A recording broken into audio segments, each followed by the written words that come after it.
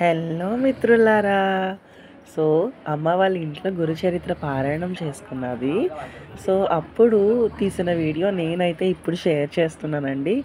ఇవాళ గురు పౌర్ణమి వేడుకల్ని పురస్కరించుకొని, మన గురువుల్ని, ఆ సద్గురువు అయిన బాబా వారిని తలుచుకుంటూ, ఆయన ఆశీస్సులు, మన గురువుల ఆశీస్సులు మనతో ఎప్పుడూ తోడుగా ఉండాలని, మీ అందరికీ గురు పౌర్ణమి శుభాకాంక్షలు తెలుపుకుంటూ ఈ వీడియోనైతే నేను షేర్ చేస్తున్నానండి.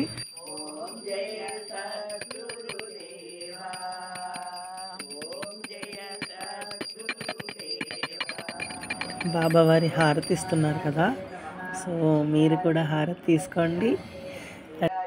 నిడదవోలు గ్రామంలో మా అమ్మ సత్సంగంలో వన్ ఆఫ్ ద మెంబర్ అండి, బాబావారి సత్సంగంలో. సో సత్సంగం సభ్యులందరూ కూడా ప్రతి లక్షవారం ఒక్కొక్కళ్ళ ఇంట్లో భజనలు ఇంకా సత్సంగం అది జరుపుతూ ఉంటారు. అలాగే ఒక రోజు మా ఇంట్లో గురుచరిత్ర పారాయణం పెట్టుకుని అందరికీ భోజనాలు అయితే పెట్టుకోవడం జరిగిందండి. సరదాగా మీరందరూ కూడా చూస్తారని నేనైతే వీడియో తీశాను. చివరి వరకు చూసేయండి. అండ్ ఇంకా సబ్స్క్రైబ్ చేసుకొని వాళ్ళు ఎవరైనా ఉంటే దయచేసి నా ఛానల్ని సబ్స్క్రైబ్ చేసుకొని నాకు ఎంకరేజ్మెంట్ ఇవ్వండి, ఓకేనా. ఇంట్లో వాళ్ళకి ఇంకా సత్సంగం సభ్యులకి మేమైతే ఆ రోజు భోజనాలకి ఆర్డర్ ఇచ్చేసామండి, బయట క్యాటరింగ్ మాట్లాడేసుకున్నాము. సో మెను అయితే అదిరిపోయింది, భోజనాలు కూడా చాలా బాగున్నాయి. స్వీట్ బ్రెడ్ హల్వా, హాట్ అరటికాయ బజ్జీ, ఇంకా biryani, paneer curry, aloo kurma, cabbage fry, sambar, మామిడికాయ పప్పు, వడియాలు, పెరుగు చాలా చాలా బాగున్నాయి. అన్ని ఐటమ్స్ కూడా చాలా టేస్ట్గా కుదిరిందండి. అంటే ఇలాంటి అకేషన్స్కి బాగా కుదిరినాయి అంటే ఖచ్చితంగా బాబావారి దయ మనకు ఉన్నది అని ఖచ్చితంగా అనుకుంటాం కదా.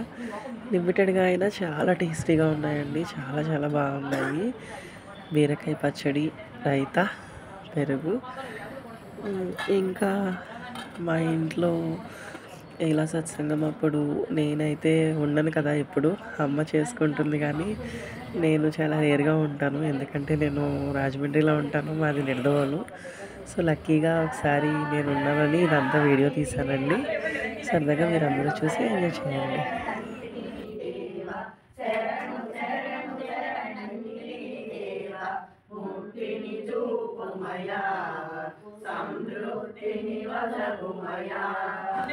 యాక్చువల్లీ ఇలా గురుచరిత్ర పారాయణం అనేది 2 రోజులు జరుగుతుందండి. ఎందుకంటే పారాయణంలో 54 అధ్యాయాలు ఉంటాయి కదా. సో సగం అధ్యాయాలు ఫస్ట్ రోజు అండ్ మిగతా సగం అధ్యాయాలు రెండో రోజు చదువుతారు. నేను వీడియో తీసిందైతే రెండో రోజు అండి. సో అధ్యాయాలు చదవడం అయిపోయిన తర్వాత అందరి చేత హారతిస్తూ ఇలా పాటలు పాడతారు.